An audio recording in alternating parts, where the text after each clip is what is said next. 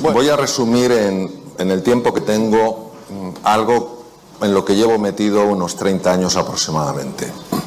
Hoy en día el mindfulness es algo que está muy de moda, es algo que, bueno, pues que es muy conocido, sobre todo por los grandes descubrimientos de la medicina, que exploraremos algunos. Pero es algo verdaderamente antiguo, en el sentido de que, como iremos observando y descubriendo, es el resultado de una investigación muy profunda hace montones de años, que la ciencia médica en los últimos 30 años sencillamente ha mostrado, no ha demostrado su valor, porque ese valor se ha demostrado a lo largo de muchos siglos, ha mostrado por qué se produce ese valor. El doctor Benson fue mi primer maestro y fue el primer científico a nivel mundial que se interesó por el mindfulness. El Occidente rechazaba todo lo que es la meditación. El origen de la palabra mindfulness es del lenguaje Pali. Pali es el que hablaba Buda, aunque muchos escritos están en sánscrito, su lenguaje coloquial, igual que el de Cristo, era el arameo, el de Buda era el Pali. Pali es Sati, y Sati quiere decir estar en el presente para ver las cosas como realmente son, no como te parece que son, como realmente son. Por ejemplo, esta mesa, ¿verdad que la vemos como sólida? Esta mesa fundamentalmente es hueca, pero yo sé la percibimos como sólida. ¿Por qué? Porque los átomos, para que os hagáis una idea de lo que es un átomo tendría, si hacemos una comparación, un átomo sería un balón de reglamento colocado en el centro de Londres, y la corteza, que fundamentalmente es un espacio vacío con algún electrón dando vueltas, sería todo Londres, una ciudad que tiene 50 kilómetros de diámetro. Entonces, fundamentalmente hueco, pero nuestra percepción lo vemos como sólido. Bien, entonces, el doctor Herbert Benson fue el primero que se interesó, porque casi nadie en la ciencia, en el mundo de la ciencia, se interesaba por esto, que era budismo, taoísmo, zen, cosa de, bueno, de gente que les encanta el incienso, las panderetas, las campanillas, tin, tin, tin, tin, tin, no sé qué, el rasurado de pelo, etcétera, etcétera. Dijo, ¿y si hubiera algo más? Y este hombre, ¿por qué le interesaba saber si había algo más? Porque él estaba muy preocupado con sus enfermos. Él, como cardiólogo muy reconocido en la Universidad de Harvard, se encontraba con el problema de que había muchas personas que tenían hipertensión arterial y que la medicación no era suficiente. De repente se enfadaban con alguien y se disparaba su tensión. Y claro, si te dispara mucho la tensión, ese es el problema que puedes tener. Que te rompe un vaso sanguíneo, en fin, un infarto, un ictus, lo que sea. Dijo, tiene que haber otro sistema. A ver, ¿qué pasa cuando uno se hace una pregunta e insiste en su pregunta? ¿Qué pensáis que pasa?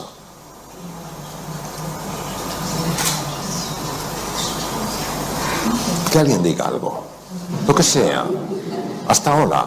¿Qué pasa? Porque normalmente encuentras una respuesta, ¿no? Empiezas a buscar, preguntas, Teresa, ¿tú sabes la respuesta? Pues mira, Isabel lo sabe, José María lo sabe, no sé qué, vas buscando, dice, oye, ¿qué tal? Bueno, entonces este hombre empezó a buscar y se hizo la siguiente pregunta. ¿Puede haber algo que no contemple la realidad médica, pero que pueda tener un impacto en la hipertensión arterial?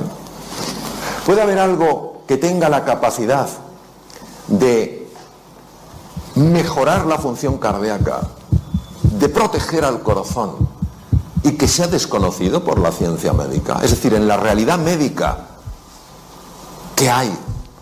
Pueden existir vacíos. Y este hombre, en aquella época, pionero a nivel mundial, el primero que hizo a nivel mundial, se fue a Dharamsala, hasta 7.000 pies de altura en la India, porque sabéis que la comunidad tibetana fue expulsada y martirizada por los chinos en el 59.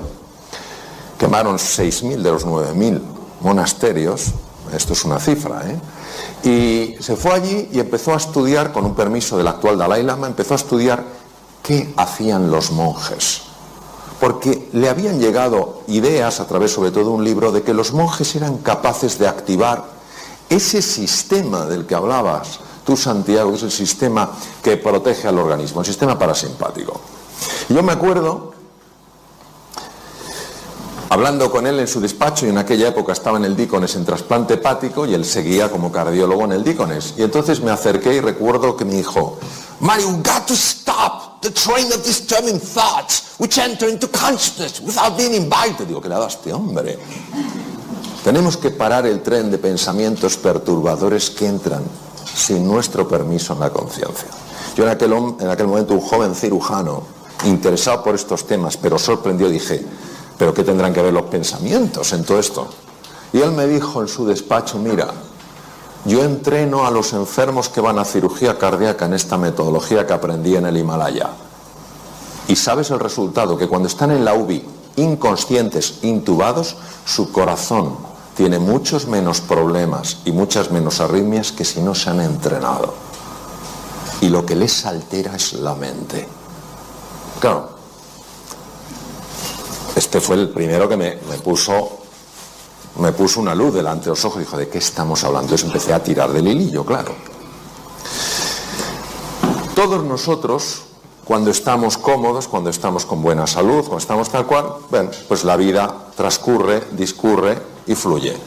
Pero llega un momento en el que aparece algo que perturba nuestra vida, una tormenta. Puede ser de salud, puede ser un desengaño, puede ser una pérdida económica, puede ser mil cosas. Aparece una tormenta en nuestra vida. Y aquí entra un patrón reactivo típico del ser humano. Pero no del Homo sapiens sapiens, sino del Homo demens. De eso que decía el príncipe Gautama Siddhartha Sakyamuni Buda, que teníamos perturbado. De eso que hablaba Lao Tzu, que no funcionaba bien en la mente. ¿Qué ocurre? Pues que emprendemos un proceso de enfrentamiento a eso que nos pasa. Nos enfadamos, nos ponemos de los nervios, empezamos a encogernos, a empequeñecernos, notamos como el estómago se hace un nudo, nos duele la cabeza, mil cosas. Esto es lo que el profesor Hans Selye, de origen húngaro, llamaba la fase de resistencia. Es decir, o te irritas, eres un desgraciado por lo que me has hecho, es que o huyes o te haces chiquitín, te quedas bloqueado. Y el profesor Hans Selye decía que esto, con el tiempo, te podía llegar a hacer enfermar. Para que os hagáis una idea de la intuición y finura científica del profesor Selye, hoy la Universidad de Harvard, que es la pionera en el mundo en estos estudios, pionera y la que más experiencia tiene en el mundo, ha demostrado que entre el 60 y el 90%, fijaros la cifra, 60-90% de las consultas a médicos generales en el mundo occidentalizado tienen que ver con estar viviendo aquí. Curioso que en 6 años de carrera, la carrera la hice en España, aunque luego la convalidación la hice en Estados Unidos, los 6 años de carrera nadie me dijo que la tensión emocional podía generar enfermedad. 60-90%. Y en base a este tema, otro de los grandes científicos empezó a estudiar qué ocurría en el cerebro. Entonces, 3 estructuras, olvidar el cerebelo, que es el que está atrás, 3 estructuras que son muy importantes. La primera es la corteza prefrontal. La corteza prefrontal es la que nos permite ser eficientes en la vida. Cuando tú eres fino tomando decisiones, cuando estás entendiendo las cosas con profundidad, cuando aprendes cosas nuevas, casi, no con todo el esfuerzo que normalmente algo nuevo lleva, sino que notas que vas fluyendo, es que la corteza prefrontal funciona excepcionalmente bien. Pero la corteza prefrontal está afectada fundamentalmente por esta estructura llamada amígdala, que nada tiene que ver con estas, que es un núcleo, bueno, es un grupo de núcleos en el lóbulo temporal, está a la altura de las orejas, de tal manera que cuando la amígdala se activa, que es nuestro detector de peligro, acordaros, estoy plácidamente, pum pum, aparece la tormenta, cuando yo la tormenta la vivo como una amenaza y me resisto a ella, luchando, yéndome para atrás o haciéndome pequeñito, cuando la amígdala se activa de esa manera, bloquea la corteza prefrontal de tal manera que ni me entero de lo que tengo que hacer, ni puedo encontrar nuevos caminos para hacer frente al desafío, ni puedo aprender cosas nuevas. En el mundo VUCA, volátil, incierto, complejo y ambiguo actual, en el que todos estamos, y que muchas personas están viviendo como una amenaza, es normal que haya caído la productividad, haya caído la creatividad y se estén dañando las relaciones interpersonales. ¿Qué se hace desde la medicina? Ansiolíticos y antidepresivos para neutralizar la amígdala. No digo que en algunos casos no estén indicados, pero ¿y si hubiera un sistema más natural para neutralizar la amígdala. Y luego hay otra estructura aquí que tiene forma de cabito de mar que se llama hipocampo, y el hipocampo es uno de los grandes reguladores de la amígdala. Si el hipocampo baja de tamaño,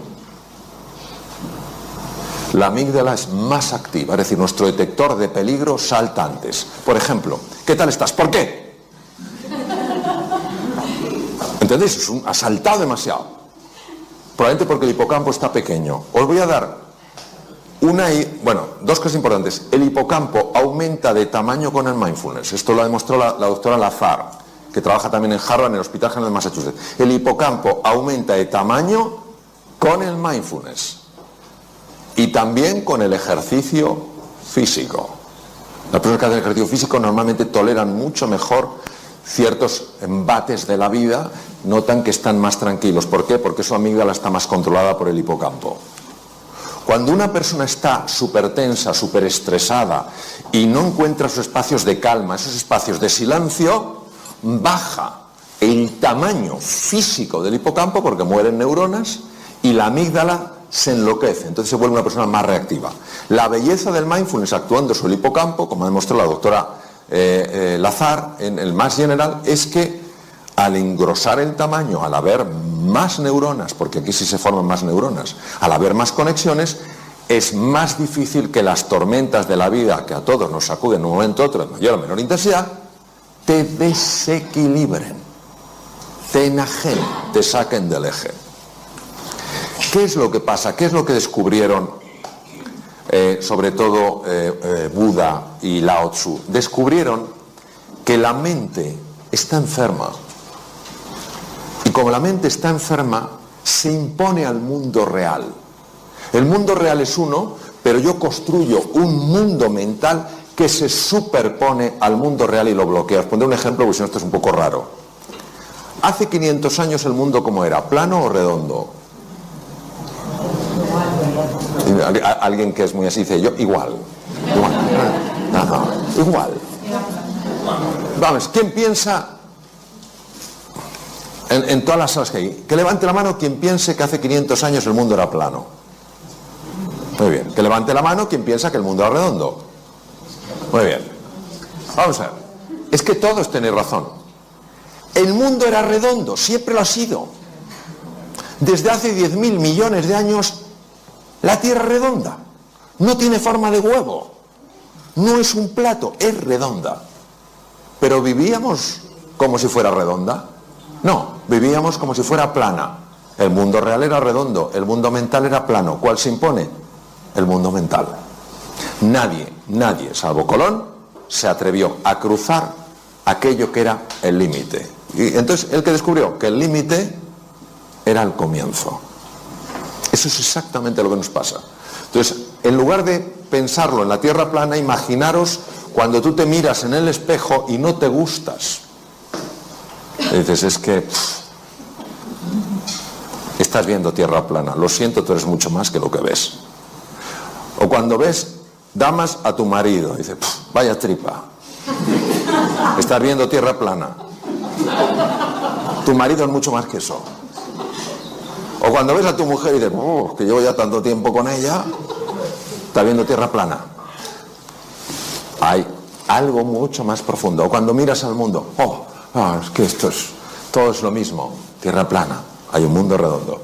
La ventaja del mindfulness es que te ayuda a ver lo que no estás viendo. Por eso la definición de sati es estar en el presente para ver las cosas como de verdad son. ¿Cómo son de verdad? Redondas, no planas. Bien. Este es otro de mis maestros, Judson Brewer, que además toca maravillosamente el violín, y ha descubierto una cosa fascinante. Ha descubierto que tenemos un sistema que nos tiene atontados a todos. Estamos dormidos sin darnos cuenta, y todos conocemos el sistema. El sistema se llama DFN, Default Mode Network, y es el que hace que tú puedas conducir sin saber que estás conduciendo. Esto lo conocemos todos, ¿no? Pero dices, ¿sea posible? O sea, estoy pensando en 1000 cosas y sin embargo, como que el coche va solo, ¿sí? Pues que sepamos que esto aumenta significativamente la posibilidad de tener un accidente. significativamente. ¿Por qué? Porque ¿dónde no estás? En el presente. ¿Dónde estás?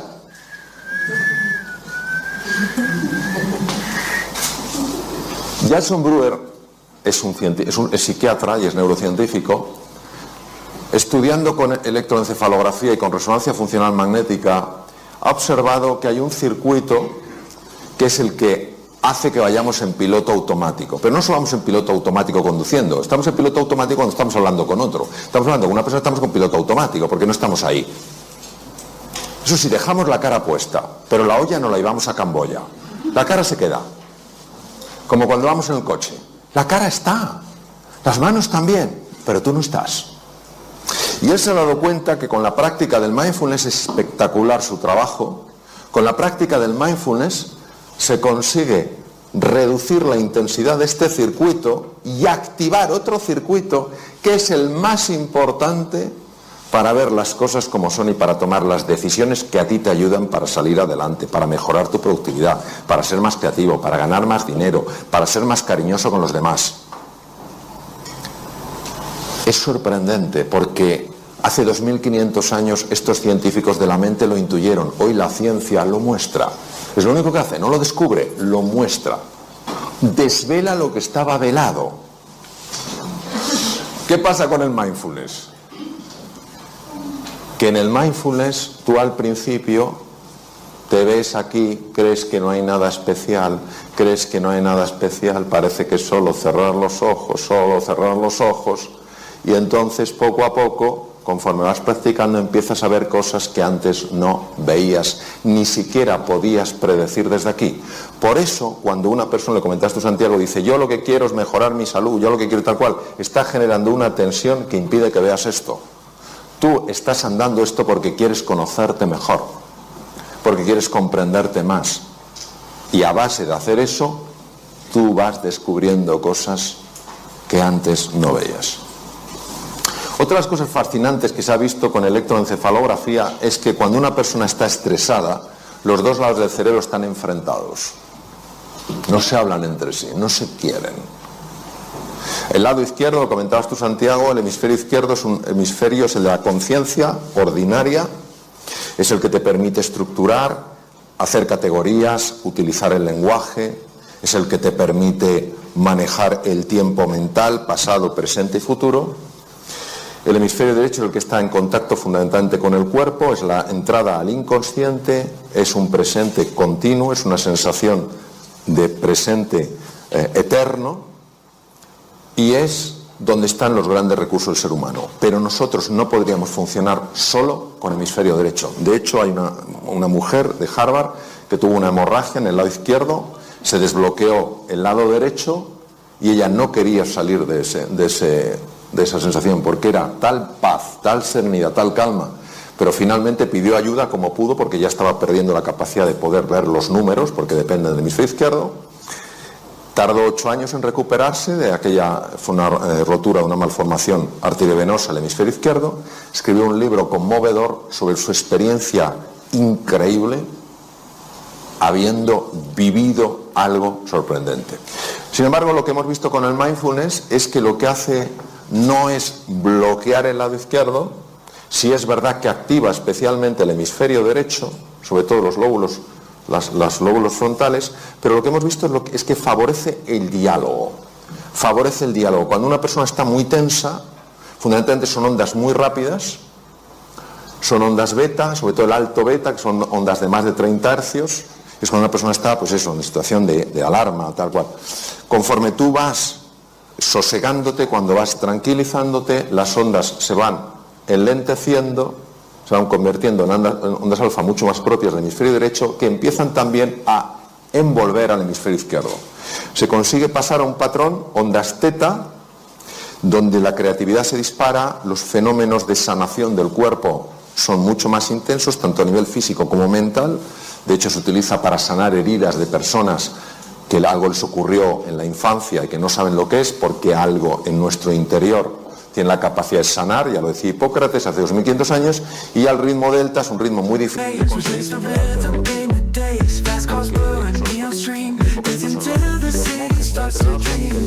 Maestro Mathieu Ricard consiguen algo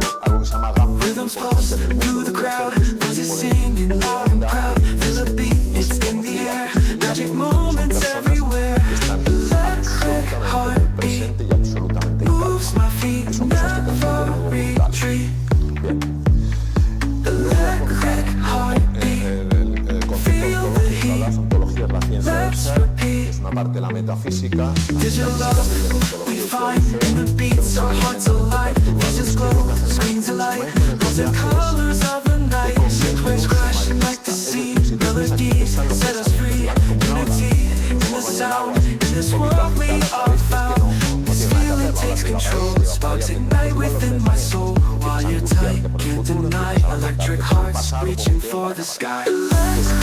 Mindfulness es, no luches con los pensamientos, pero fijaros, por eso cuando dicen, no, es que el mindfulness lo que hace es que la mente no produce pensamientos, ¡qué tontería! La mente dualista sigue produciendo olas y tú no te enfrentas a la ola. No, yo no tendría que tener este pensamiento, yo tendría que... No, tú lo que haces es, te metes bajo el agua. ¿Qué hacemos cuando estamos en la playa, cuando estamos nadando y viene una cojola? ¿Hay alguien que diga, ¿a qué no puedes conmigo? No, ese grado de estupidez no existe. ¿Qué hacemos todos? Nos zambullimos porque la ola pasa por encima. Por lo que hace el mindfulness es te zambulle, te mete dentro. Entonces observar que cuando estás un poquito más abajo y miras hacia arriba, claro que ves los pensamientos, claro que ves las olas, pero ya no te arrastran. Ya estás en estado de meditación, ya estás en estado de profundización. Y por eso, como el mundo mental genera tanta distorsión, al estar aquí, empiezas a notar una recuperación, una revitalización que no se puede experimentar arriba. Conforme tú vas entrando, va cambiando el patrón de ondas alfa, ondas teta, ondas delta. Llega un momento en el que empiezas a tocar, y lo digo por experiencia, el fondo del mar. Y cuando tocas el fondo del mar, esto no se puede describir, o sea, se puede describir, pero es algo de tal rotundidad que puede darte una fuerza para tomar una decisión tremendamente difícil. Te puede dar una claridad que no sabes de dónde ha salido, pero que ahora la tienes y antes no la tenías. Es verdad que en el fondo del mar empiezas a ver talentos que no sabías que tenías, y es verdad que empiezas a ver algo que no es agradable de ver, pero que es necesario de ver. Empiezas a ver que algunas de las cosas que más te molestan en la vida las estás provocando tú sin saber que las provocas. Porque nosotros somos todos muy hábiles viendo el efecto de las cosas, pero no viendo la causa. ¿Me entendéis a que sí? Cuando tú lo ves, ¿es una mala o una buena noticia? ¿Qué me decís? José, tú que eres un jurista de primer nivel mundial, ¿el desconocimiento de la ley te exime de su cumplimiento? No. Me decías, pero una pregunta más compleja. Me miro viviendo más de mi nivel, es lo que doy, José. Bien, pues lo mismo. Que tú no sepas que estás causando eso, no evita que sigas experimentando los efectos de eso.